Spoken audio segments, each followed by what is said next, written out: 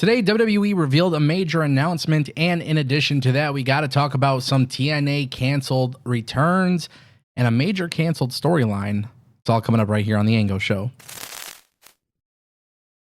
And as always, if you guys want more videos like this, don't forget to click that subscribe button. This way you never miss a video on the channel. I want to kick things off with John Bradshaw Layfield, who revealed that there was a major TNA storyline involving him that was canceled. Now, this was really interesting because he revealed this on the Onto Something to Wrestle podcast. And basically, a fan on social media noted that JBL's recent TNA storyline seemed to end without a resolution. JBL took the opportunity to tell the full story, confirming that there were significant plans in place for him that would have lasted throughout the rest of the year. Now, he said that the decision to scrap the angle was made by a single person who has since departed the company, and he made a point to absolve the current TNA leadership, Tommy Dreamer and Carlos Silva, of any involvement in the decision. Now, you guys could obviously watch this episode of him, where he talks about this, but yes, Tommy Dreamer is involved with creative, and Carlos Silva is in fact the president of TNA and Anthem.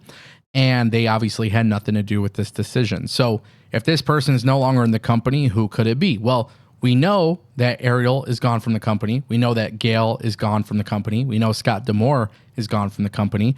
But we don't really know much more than that. And that's obviously where things get a little bit more interesting, because clearly there was some sort of major storyline, but they never really went through with it. And obviously we saw JBL getting involved in TNA at certain points, which had become a very interesting thing. We've seen him show up in AAA, TNA, and of course WWE, but nobody really knew where it was going, especially the stuff with Dolph Ziggler. So that was very intriguing to me. One thing that's also been really intriguing to me that I don't feel like actually gets talked about enough is the fact that JBL is also like kind of just roaming around. Like, we saw him in GCW, we see him in all these companies, but he's also in WWE. Who, how, what? Like, it is somewhat confusing, honestly, when you think about it. But JBL is a legend. JBL is one of those guys, man. I would have really loved to see what kind of storyline happened here. Don't know if it would have had some major payoff. Obviously, he claims it was a major storyline, but what was the payoff? What was it going to be? I don't know. Obviously, I don't know what that is. But JBL, I respect the hell out of the guy. And this dude is just like, he's really good at it. He's really good at drawing heat. And when you have somebody on that level, it would have been really cool to see how they go about it. Of course, we won't know what that is. And it doesn't mean that TNA can't, bring him back later on. But under this leadership, they've chosen not to. That brings us to our next topic. Rich Swann, was he going to come back into the company? Well, it was very possible. In fact, there was actually a couple different things that could have happened. I want to talk about it because AJ Francis has come through and publicly spoken about this. He was on the Ariel Helwani show, and he revealed that there were backup plans in place for his tag team match at Slammiversary, which, as you guys know, there was a lot of concern about Casey Navarro and whether or not he would have actually been able to wrestle in the match. Now, AJ Francis reveals that originally Ashante the Adonis was almost set to be his partner, which would make sense, right? Because of Hit Row, and Ashante is still part of WWE NXT. We've seen him cross the line over into TNA quite a few times. But also, there was more that was potentially possible. AJ's gear featured the faces of Ashante the Adonis, Brianna, which is BFAB, Rich Swann, and Casey Navarro, because the final decision on who he would team with hadn't been made yet. Up until about a week and a half before the event, there was a lot of uncertainty, and the two main options that could potentially replace Casey Navarro was either going to be Rich Swann or Ashante the Adonis.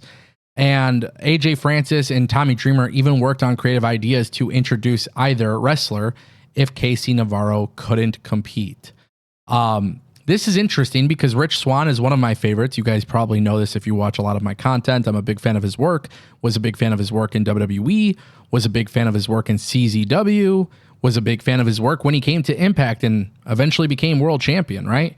Rich Swann was, obviously he had some personal stuff to deal with, and we haven't seen him in Impact in a long time.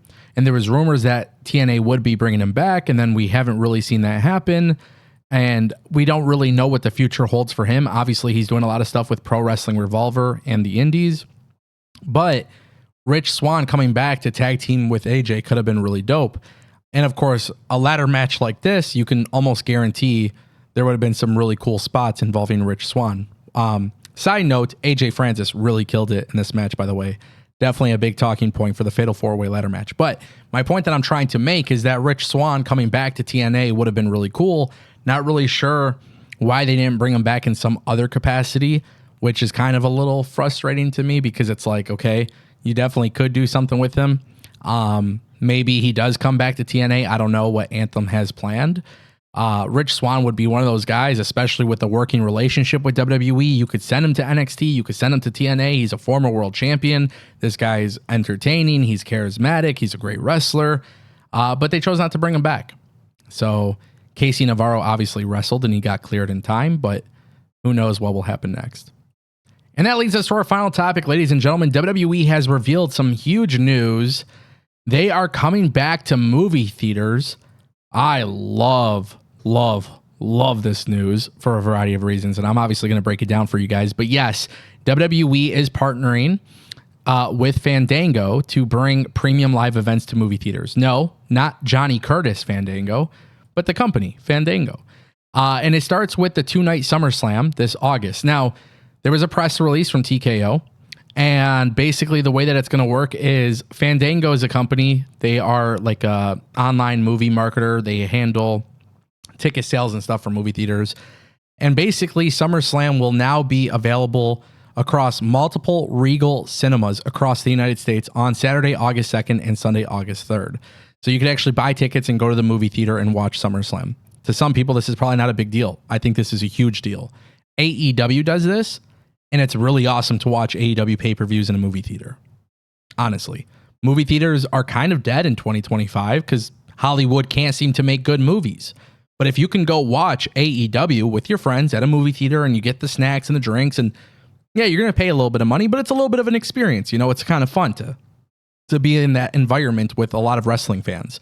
WWE used to do this, and for years and years and years, it's probably been like 7 or 8 years at this point since they've done it. Now they're going to be doing it. My problem with it is it's happening with Regal Cinema. Like, Regal is a very big movie theater chain in America. They're not that big in Michigan. I think there's only like 2 locations, and they're all far as hell away from me. So I am not going to be able to experience this. Hopefully, there's going to be other theaters that do bring this in, because obviously Fandango could work with other movie theaters, hopefully, eventually. But it's cool. It's definitely cool. It's definitely a way to add excitement. I think if you haven't watched an AEW pay-per-view in a theater, you should. And now with WWE doing it, you definitely should. If you have the opportunity to do it, do it. Ladies and gentlemen, that is the Ango Show.